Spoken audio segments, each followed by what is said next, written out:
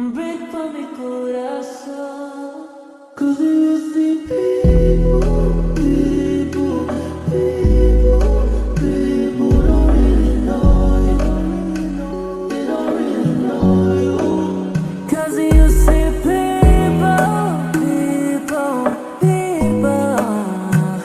No te conocen, no te conocen. Drinking more alcohol for the past 5 days. Did you check on me? Did you check on me? Or did you look for me? I walked in the room, eyes are red, and I don't smoke banga. Did you check on me?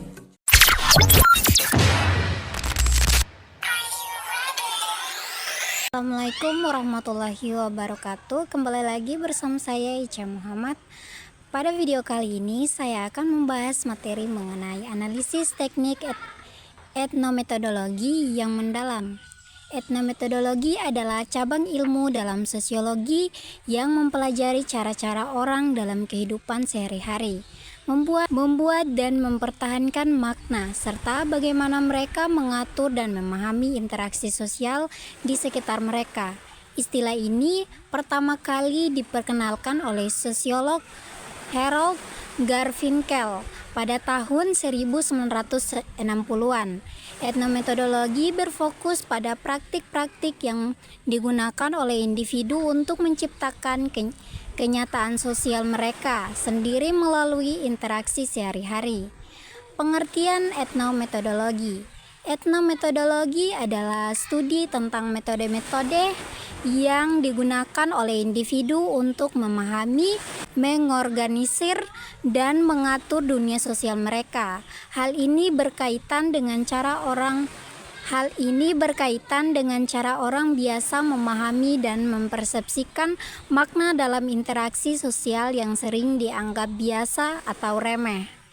Pendekatan ini berfokus pada praktik-praktik sosial yang digunakan dalam kehidupan sehari-hari dan bagaimana individu merespons serta membentuk struktur sosial mereka. Selanjutnya, konsep-konsep utama dalam etnometodologi. Yang pertama, interaksi sosial.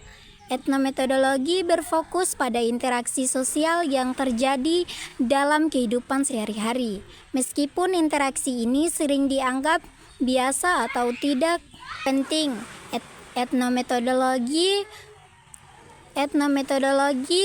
memandangnya sebagai fondasi untuk membentuk dan memahami struktur sosial. Yang kedua, makna sosial yang dibuat. Dalam etnometodologi, makna sosial tidak dianggap sebagai sesuatu yang sudah ada atau tetap, melainkan sesuatu yang diciptakan dan dipertahankan melalui interaksi sosial. Makna ini dapat berubah-ubah tergantung pada konteks sosial dan cara individu atau kelompok saling berinteraksi. Yang ketiga, metode interpretasi dokumenter. Garfinkel mengembangkan konsep ini untuk menjelaskan bagaimana orang memahami dan menafsirkan tindakan sosial mereka. Konsep ini menunjukkan bahwa orang-orang menggunakan tindakan sebelumnya sebagai dokumentasi untuk menginterpretasikan tindakan atau situasi yang sedang berlangsung. Yang keempat, penyusunan dan pengorganisasian kehidupan sosial. Etnometodologi menekankan bahwa kehidupan sosial tidak dibentuk oleh struktur besar atau abstrak yang mengatur individu, melainkan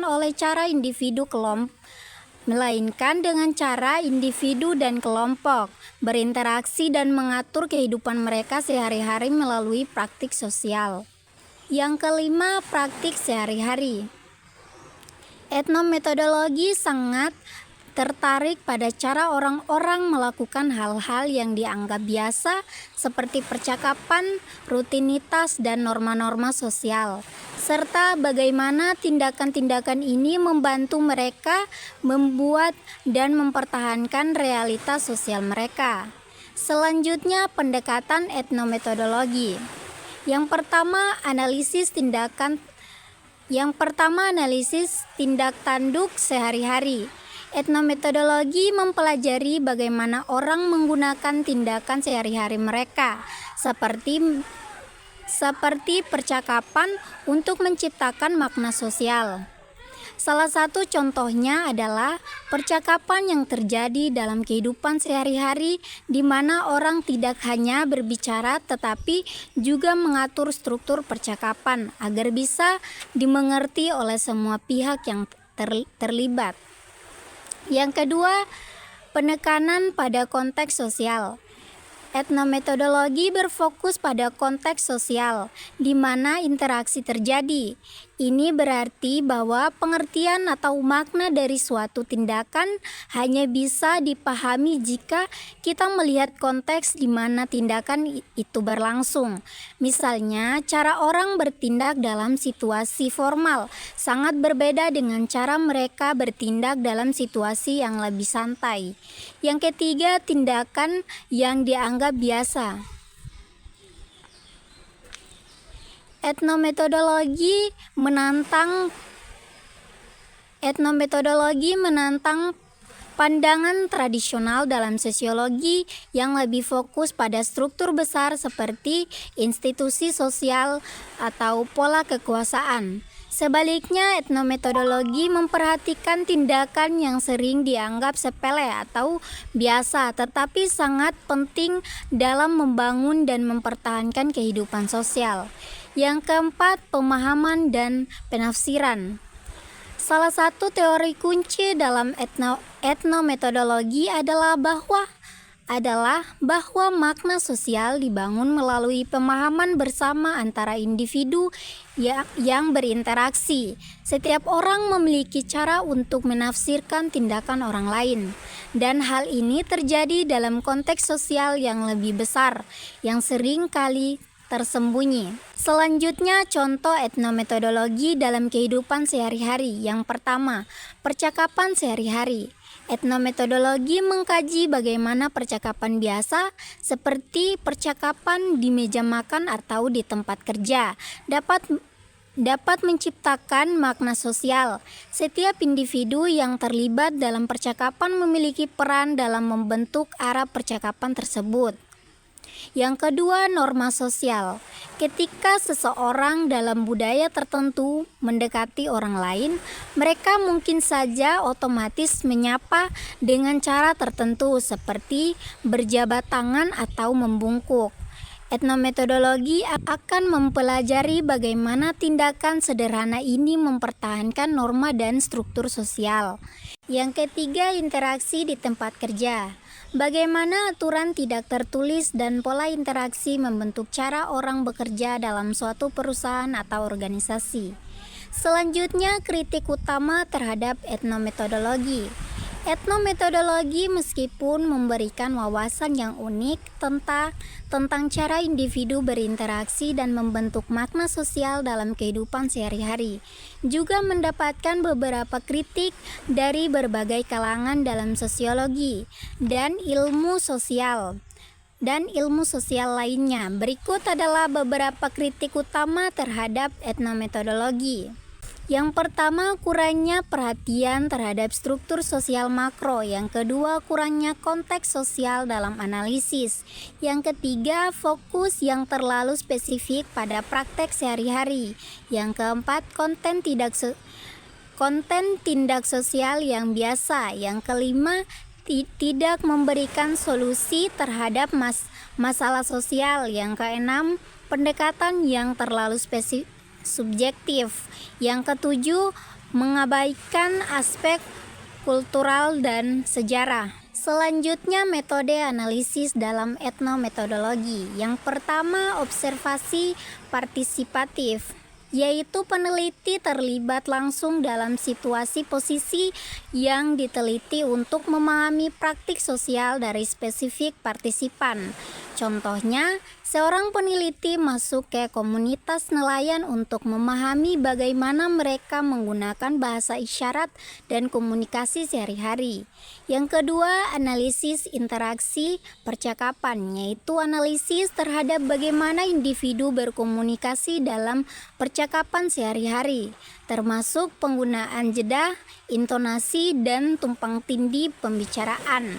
Contohnya, menganalisis rekaman telepon pelanggan dan agen layanan untuk melihat bagaimana permintaan ditangani dalam berbagai situasi. Yang ketiga, studi dokumen dan artefak sosial, yaitu menganalisis dokumen, catatan, atau benda yang digunakan individu untuk memahami praktik sosial mereka. Contohnya, peneliti buku panduan pegawai bank untuk memahami bagaimana mereka diinstruksikan dalam menghadapi pelanggan. Yang keempat, eksperimen pelanggaran. Peneliti dengan sengaja melanggar norma sosial untuk mengamati bagaimana orang lain bereaksi dan memperbaiki situasi. Contohnya, berdiri terlalu dekat saat berbicara dengan orang lain di ruang publik untuk melihat bagaimana mereka merespon pelanggaran batas pribadi. Sudah. Selanjutnya, penerapan etnometodologi dalam berbagai bidang. Yang pertama, sosiologi, yaitu memahami bagaimana kelompok sosial membentuk norma dan aturan mereka sendiri. Yang kedua, antropologi, yaitu meneliti bagaimana budaya memengaruhi pola komunikasi dan interaksi sosial. Yang ketiga, psikologi sosial, yaitu mengkaji bagaimana individu menyesuaikan diri dengan harapan sosial dalam interaksi sehari-hari. Yang keempat, kajian media dan komunikasi, yaitu menganalisis bagaimana media massa membentuk persepsi realitas sosial. Yang kelima, studi organisasi dan manajemen, yaitu mempelajari bagaimana karyawan menafsirkan aturan kerja dalam perusahaan. Selanjutnya, kelebihan dan kekurangan analisis teknik etnometodologi. Kelebihan etnometodologi yaitu yang pertama, memahami realitas sosial dari perspektif individu. Yang kedua, mengungkap aturan sosial yang tidak tertulis. Yang ketiga, fleksibel dan kontekstual. Yang keempat, cocok untuk studi mikrososial. Yang kelima, membantu analisis interaksi dalam berbagai bidang.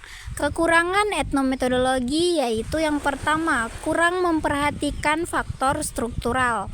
Yang kedua, sulit diuji secara kuantitatif. Yang ketiga, kurangnya generalisasi. Yang keempat, metode yang bisa mengganggu norma sosial.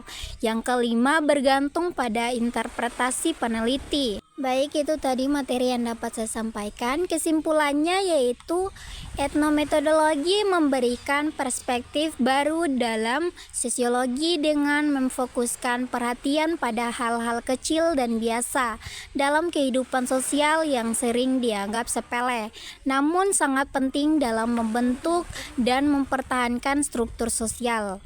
Melalui etnometodologi, kita dapat lebih memahami bagaimana individu menggunakan praktik-praktik sosial sehari-hari untuk menciptakan, menafsirkan, dan mempertahankan makna sosial dalam interaksi mereka. Mungkin itu saja yang dapat saya sampaikan. Lebih dan kurangnya saya mohon maaf. Wabillahi taufiq wal hidayah. Wassalamualaikum warahmatullahi wabarakatuh.